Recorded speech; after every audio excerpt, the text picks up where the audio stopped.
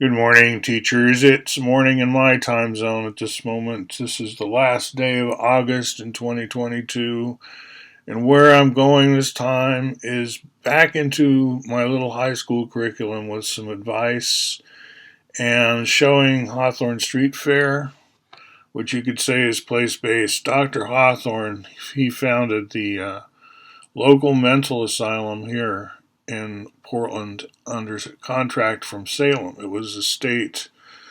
Oregon to this day has its state mental hospital. And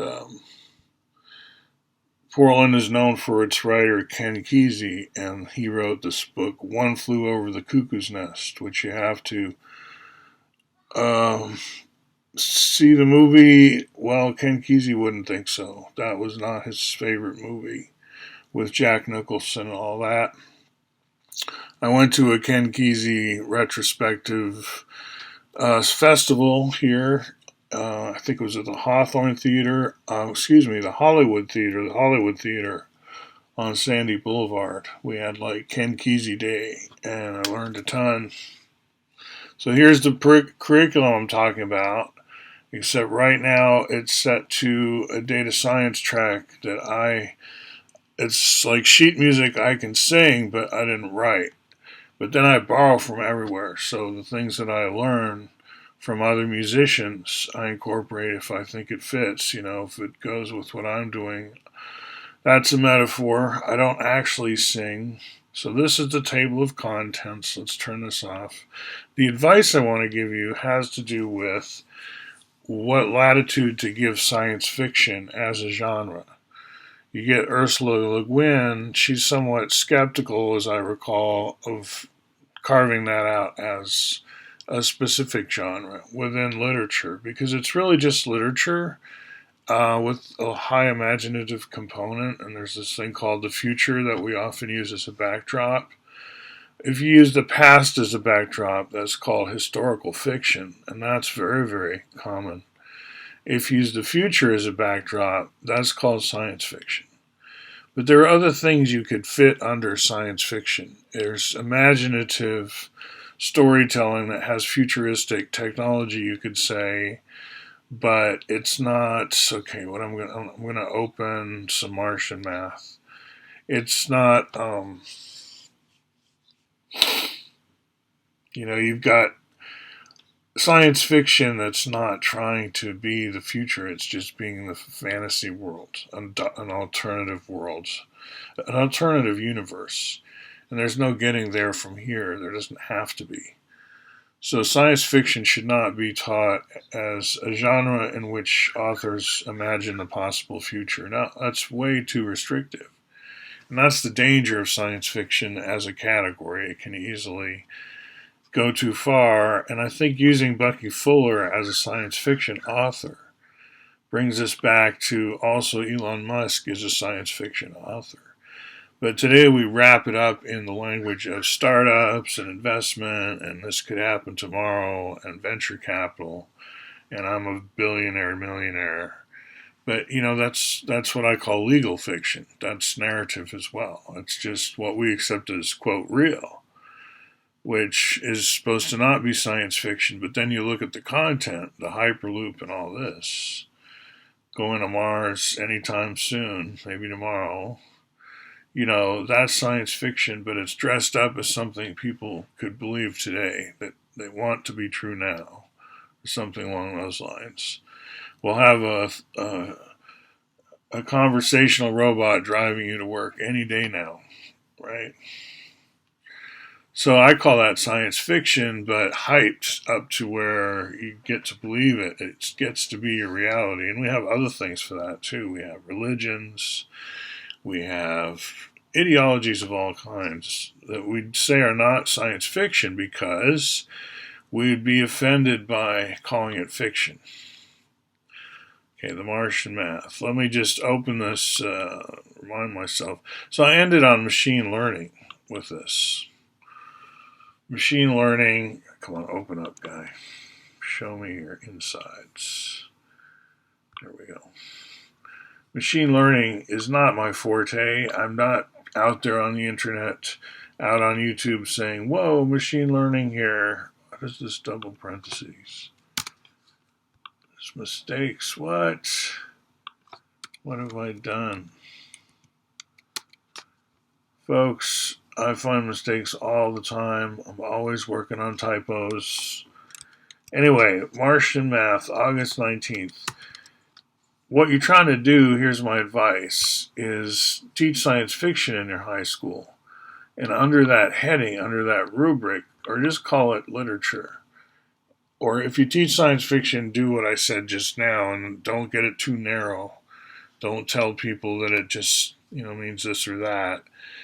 Like the line between religion and science fiction, you may not be able to find it after a while. Is there a line? I don't see it, but maybe that's the thing. So, yeah.